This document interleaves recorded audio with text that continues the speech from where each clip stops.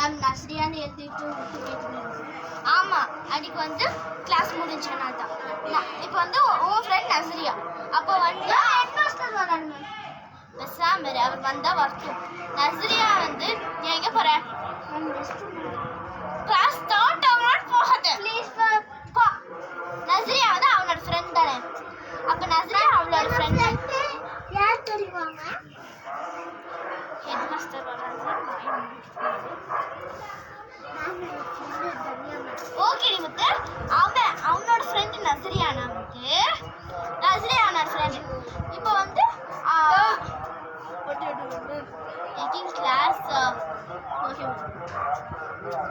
You are studying well? Start. Okay. You continue class. I sit you. இப்போ வந்து நஸ்ரியா வந்து அவனோட ஃப்ரெண்டாக இருக்கான்.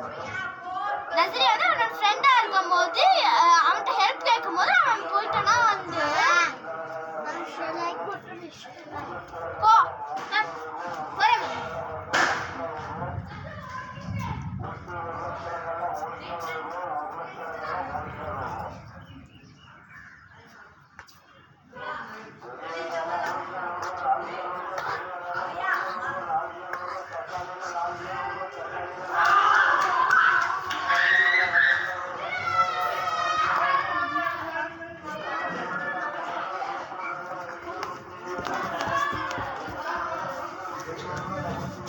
இப்போ நஸ்ரியா வந்து அவனோட ஃப்ரெண்டுனா வந்து அவன் ஹெல்ப் கேட்கும்போது மற்றவங்களுக்கு அனுப்புவானா?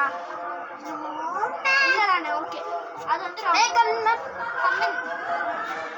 when headmaster coming on, you go to restroom. Sit. I see headmaster and I wish good morning. You shut up your mouth. So that's why I late. பாருங்க, listen to your friend when she talks to you. இப்போ வந்து என்னன்னா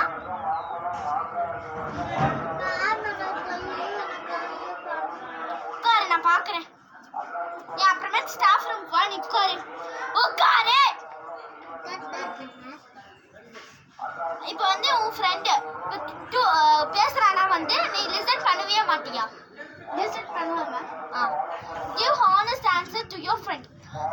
நீ வந்து இப்போ வந்து நீ எப்படி இருக்கேன்னா நீ நல்லா தான் இருக்கேன், ஆனால் நான் நல்லா இல்லைன்னு சொல்லுவியா? இல்லைண்ணா. அப்போ ட்ரூ.